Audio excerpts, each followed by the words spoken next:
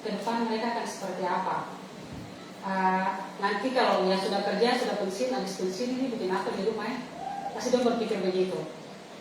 Kalau apalagi mereka, apalagi kita yang masih muda, masih umurnya, masa depannya masih jauh ke depan. Karena masa depan, kayak Kakak Wida kemarin bilang, masa depan merupakan sesuatu yang misteri. Tidak ada yang tahu. Kan semua gak ada yang sudah tahu masa depannya. Nanti saya gitu menikah dengan orang Korea. Tidak seperti itu. Tetapi setiap dari kita tidak ada yang ingin masa depan kita buruk. Betul kan? Pasti semuanya ingin yang terbaik. Memiliki pekerjaan, memiliki studi yang baik, unggul di kelas, memiliki mobil mewah, rumah, pasti semua yang baik-baik. Kok kayak waktu itu Arthur tidak ada. Arthur mau jadi tentara. Hacken juga waktu itu dia bilang, kakak saya mau pekerjaan yang tiap harinya tuh bajunya ganti-ganti, kayak kostumnya tuh ganti-ganti. Tidak kayak, berarti Hacken tidak suka poluan atau kuat, karena kan setiap hari itu kan dia bajunya tetap sama loh. Jadi kayak gitu, tapi semuanya baik dan semuanya memiliki impian yang besar tentang masa depan. Tetapi apa yang kita lakukan hari ini? Apa yang kita akan lakukan untuk menghadapi masa depan yang akan kita nantikan sebentar? Seperti kata hambanya minggu kemarin bilang bahwa keputusan yang kita ambil hari ini menentukan hari esok dan masa depan kita. Tidak ada seorang pun yang tahu masa depannya. Semua masih misteri, tapi ada yang Tuhan Yesus mau bilang buat kita. Mari kita buka di Amsal 23 ayat 17 sampai ayat yang ke-18.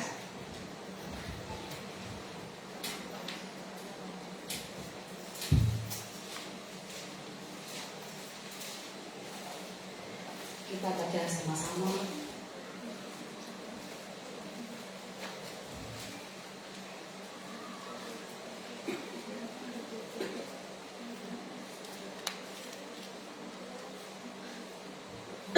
Hitungan ketiga, semua sudah dapat? 1, 2, 3. Janganlah hatimu iri kepada orang-orang yang berdosa, tetapi takutlah akan Tuhan senantiasa. Karena masa depan sungguh ada dan harapanmu tidak akan hilang. Amin.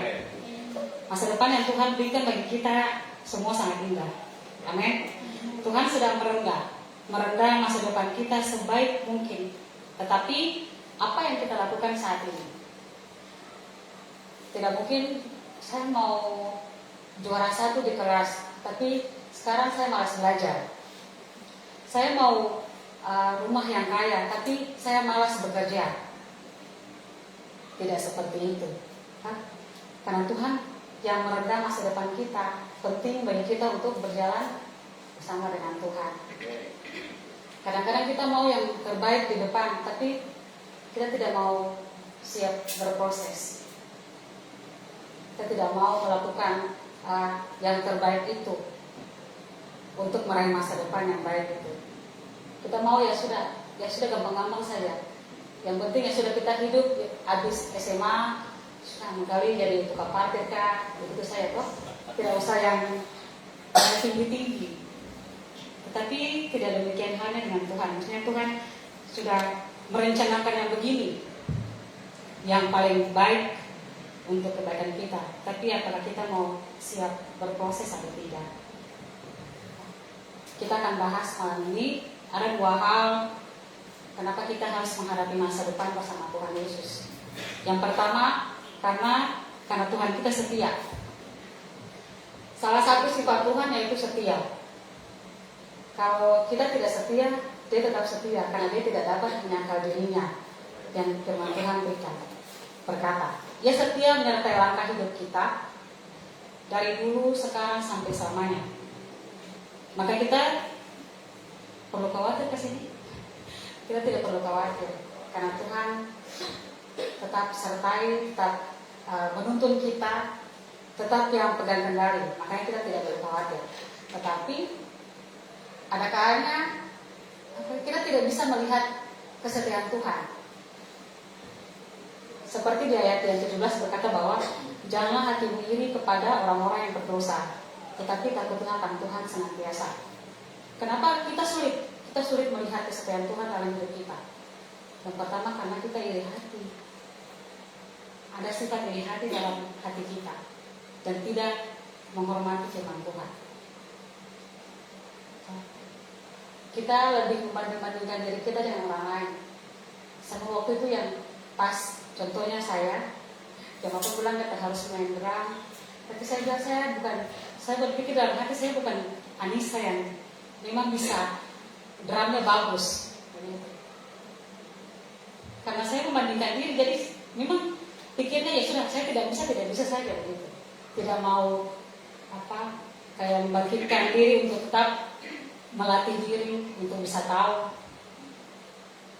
Tapi kalau kita tidak bisa belajar berarti ya sudah di situ saja gitu. Tidak pernah bisa tahu.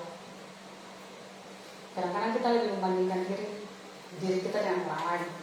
Padahal yang Tuhan mau itu kita tetap mau belajar, mau hidup oleh kebenaran firman Tuhan, tetap setia, tetap taat.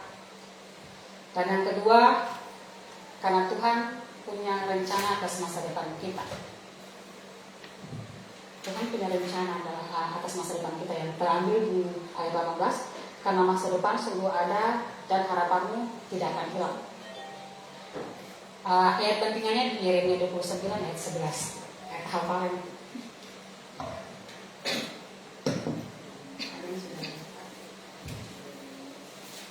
Yeremia pasal 29 ayat yang 11.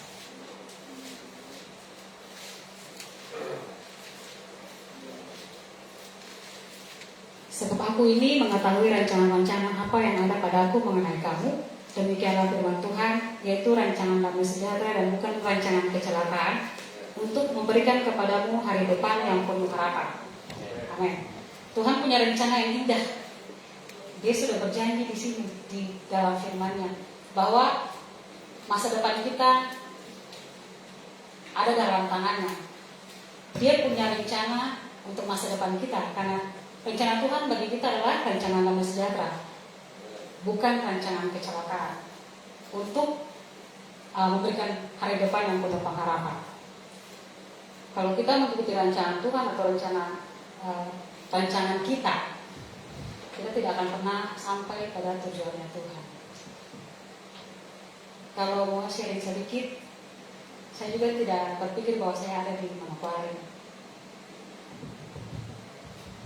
Tidak pernah berpikir bahwa saya akan ada di sini. Tapi saya berpikir bahwa nanti saya sampai tua di Ambon saja. Saya tidak akan ke sini. Karena saya sudah bekerja di sana. 10 tahun saya bekerja. Dari 2007 saya keluar SMA. 1 tahun saya menganggur. 2008 saya bekerja. Ada satu ibu di samping rumah bilang bahwa mau kerja atau tidak jadi di restoran, jadi waitress.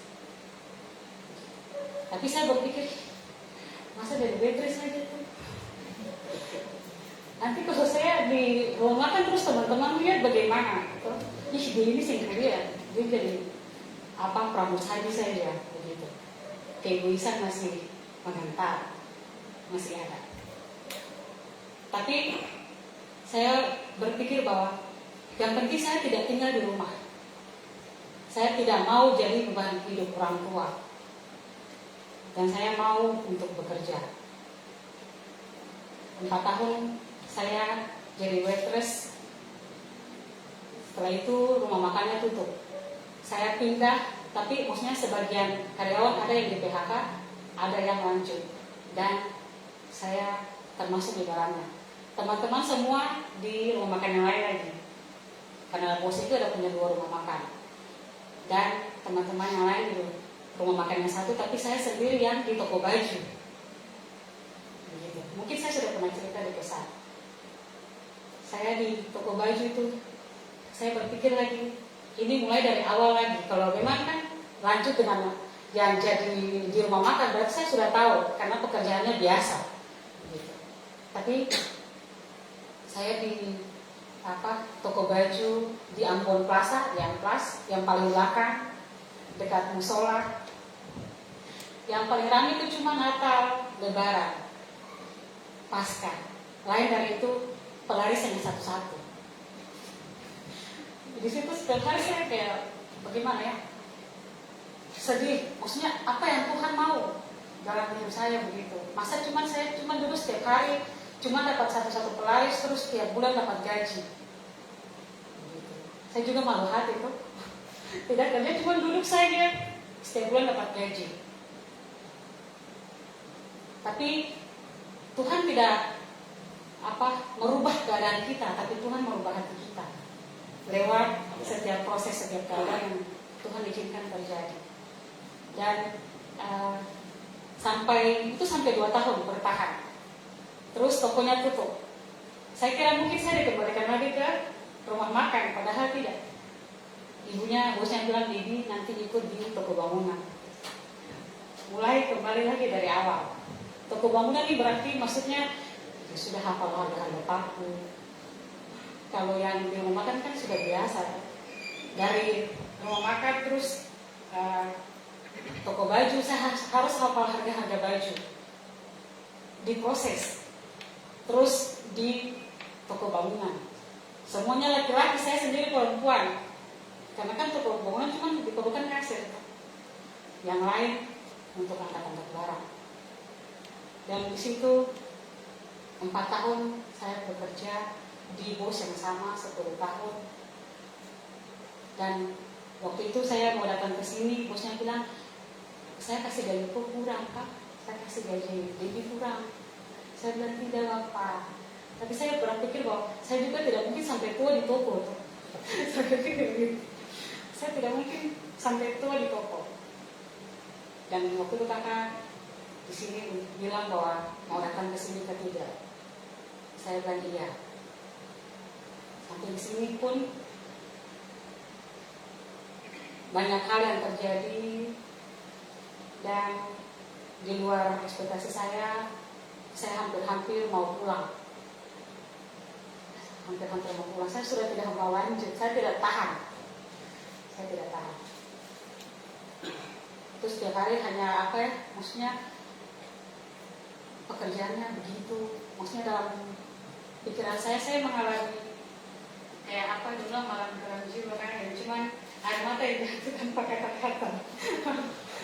Dan itu hari itu memang malam itu saya mau pulang. Tapi ada rencana Tuhan di balik itu. Saya mengenal gereja ini.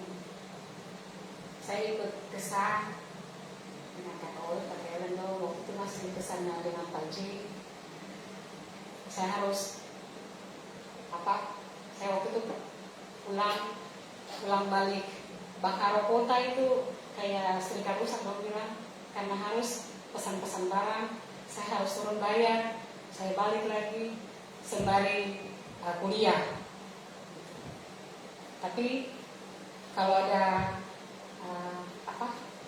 kesan di Maripi kayak kayak saya tidak pernah rasa capek. Tidak tahu kenapa ya, maksudnya mungkin Tuhan sudah membalut luka hati saya. Saya sudah bisa menerima, saya sudah bisa mengampuni setiap orang yang ada di sekeliling saya di sini. Karena apa yang tidak pernah saya dapat yang saya lihat di sini, saya tidak pernah pikirkan yang saya dapat di sini. Jadi saya bilang, Tuhan ini bagaimana? Terlalu berat. Prosesnya terlalu berat. Tapi Tuhan tidak langsung kasih yang langsung besar. Tuhan kasih dari kecil, naik setengah, naik satu setengah, 2, baru bisa dapat yang besar. Itu pun juga yang Tuhan mau anak-anak ini di sini lakukan. Tuhan punya kerinduan buat anak-anak Inggris di sini supaya memiliki keteguhan supaya tetap taat. Yang penting taat saya sudah, yang jangan kepo-kepo Tuhan begitu. Tuhan mau apa, Tuhan mau apa. Tapi yang penting sama saya kalau cuma mau tanya Tuhan mau apa, tapi melangkah dengan kekuatan kita sendiri sama saja. Kalau melangkah bersama dengan Tuhan, masa depan itu terlalu gampang, karena kita akan capai itu. Amin. Dan sementara itu saya berpikir bahwa ya sampai di sini saya baru lihat ke belakang, kalau maksudnya saya juga malu.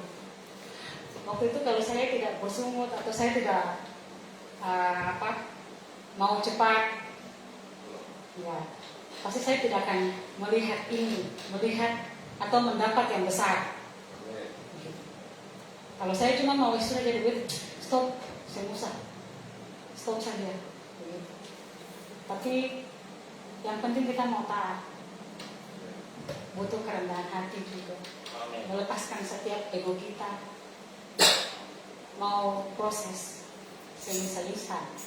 Orang Ambon bilang tidak boleh instan, tidak bisa instan. Mie instan saja harus dimasak dulu baru makan. Jadi semuanya perlu proses, dan itu yang Tuhan mau. Saya membagikan ini supaya jadi ini juga pelajaran juga buat saya, pengalaman buat saya. Saya juga kalau sudah ada sampai tahap ini, saya melihat ke belakang, Tuhan luar biasa. Tuhan sangat luar biasa dalam hidup kita semua. Karena memang rancangan Tuhan itu rancangan damai sejahtera, bukan rancangan kecelakaan. Bukan bawa untuk celaka, untuk jurang maut, tidak. Tapi apakah dari kita mau berproses atau tidak? Itu yang Tuhan inginkan dari setiap kita. Kita semua sedang menuju ke masa depan, dan jangan pernah mencoba untuk tidak melibatkan Tuhan dalam setiap masa depan kita. Karena masa depan kita tidak pernah tahu ke depan seperti apa, kita umur sampai berapa. Sebentar keluar pintu gereja tidak tahu bahwa apa yang terjadi buat kita. Tapi yang Tuhan mau, kita tetap mengandalkan Dia dalam setiap apapun yang kita lakukan. Kita percaya bahwa Tuhan pegang kendali. Tuhan yang akan memampukan kita, Tuhan yang akan meneguhkan kita. Mungkin kelihatannya terlalu gelap di depan, sangat gelap, tapi maksudnya bersama dengan Tuhan kita akan melewati itu semua. Bersama dengan Tuhan kita akan cara melakukan segala perkara. Amin. Masa depan kita memang masih penuh misteri, tetapi kalau kita menghadapinya bersama dengan Tuhan, maka yang gelap itu, yang penuh misteri itu akan terang benderang. Amin.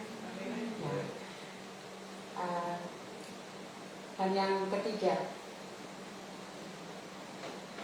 karena Tuhan tahu apapun yang akan terjadi di masa depan kita. Dia akan meluputkan kita dari segala mara bahaya. Tuhan tahu situasi mana yang membawa mara bahaya bagi kita di masa depan. Dia proteksi, Dia memproteksi kita, Dia melindungi kita, dan Dia akan meluputkan kita dari setiap situasi tersebut. Kalau kita berjalan bersama dengan Tuhan, bulan tidak kosong.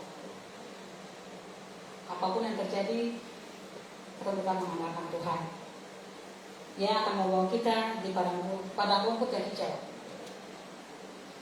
Sebagai gembala yang baik, Tuhan tahu di masa depan di mana tempat yang subur dan penuh air. Kesanalah Dia akan membawa kita ke sana. Dia tidak akan membuat kita kehausan. Dia tidak akan membiarkan kita kelaparan. Tapi apa yang kita buat hari ini harus ubahkan setiap hal-hal yang negatif, hal-hal yang cuma mau gampang-gampang saja. Tapi harus siap berproses, harus siap disalah mengerti, harus siap tangguh. Anak ini sama tuh tangguh lah, pasti bisa kuat untuk hadapi masih jauh ke depan, tapi tetap percaya, tetap beriman bahwa Tuhan yang punya kuasa, Tuhan yang punya kasih, Dia tidak pernah meninggalkan kita, Dia tidak pernah mempermalukan kita, Dia tidak pernah mengecewakan kita. Dan kayak Ibu Dona bilang, yang ada hanyalah air mata, tidak bisa mengungkapkan kebaikan Tuhan. Padahal kita tahu Tuhan Yesus baik, padahal dari awal bilang macam bagaimana, Tuhan mau apa sih, Tuhan macam benci-benci ketemu kan? Sampai kasih begini, tapi sudah sampai di sini baru lihat kebaikan. Kita keras kepala batu, tetap mengenalkan Tuhan, tetap mau berproses, tetap mau hidup, tetap taat saja. Yang penting taat saja, tidak perlu yang lain. Taat dan setia, maka Tuhan tidak akan pernah meninggalkan kita. Tuhan memberkati kita. Mari kita berdoa. Dalam nama Tuhan Yesus, terima kasih banyak Tuhan buat firman kebenaran, buat kebaikan-Mu Tuhan. Kami yakin percaya sungguh Tuhan Yesus bahwa Engkau merancangkan masa depan yang indah bagi anak-anak Yesus di tempat ini Tuhan. Kami yakin percaya sungguh Bapa bahwa Engkau tidak pernah meninggalkan kami, Engkau tidak pernah mempermalukan kami Tuhan. Dan setiap tantangan-tantangan yang akan kami hadapi ke depan Tuhan Yesus, kami yakin percaya sungguh bahwa Engkau Allah yang senantiasa membimbing kami Tuhan Yesus. Terima kasih banyak Bapa. Hamba sangat terbatas Tuhan, tapi Roh Kudus yang akan meneruskan itu bagi setiap hati-hati teman-teman saat ini Tuhan. Engkau yang mengubahkan setiap hati dan pikiran mereka Bapa untuk mau dan siap untuk berproses Tuhan Yesus. Terima kasih banyak Tuhan, terima kasih banyak Roh Kudus. Kami akan percaya sungguh Tuhan Yesus, masa depan anak-anak ini setempat ini cerah, masa depan anak-anak ini setempat ini baik Tuhan, cemerlang di depan Bapak. Terima kasih banyak Tuhan Yesus. Kami akan percaya sungguh Tuhan, Kau sudah tahu yang terbaik bagi kami di depan. Dan kami hati yang taat, hati yang mau setia Tuhan, untuk mau diproses, untuk mau dibentuk. Terima kasih banyak Tuhan Yesus. Terima kasih banyak untuk kebenaran firman-Mu yang dapat meneguhkan kami, untuk dapat mengoreksi setiap kami Tuhan.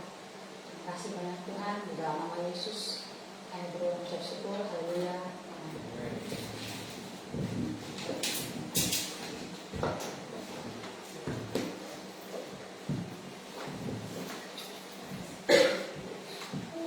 Ya, luar biasa ya. Siapa yang diberkati oleh firman Tuhan?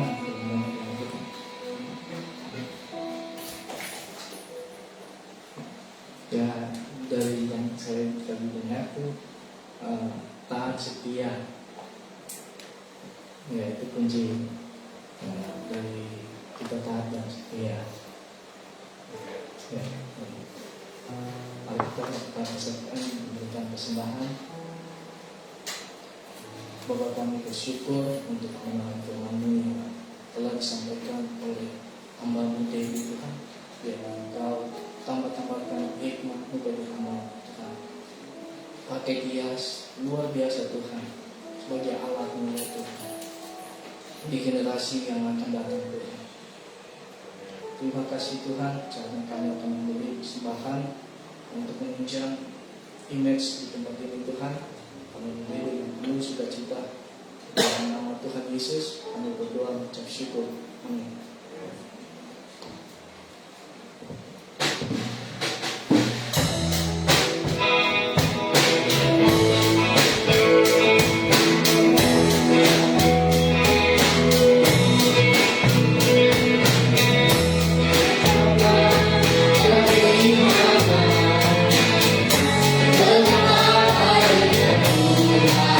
Tuhan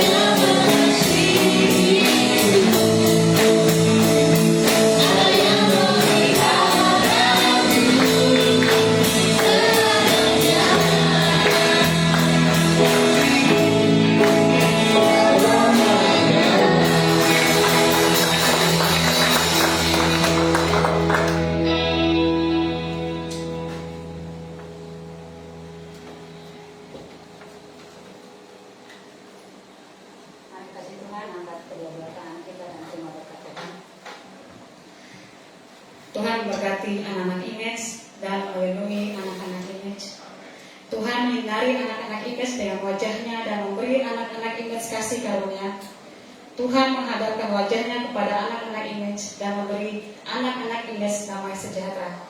Pulanglah, jadilah terang, jadilah berkat di mana Tuhan tempatkan. Haleluya. Amin.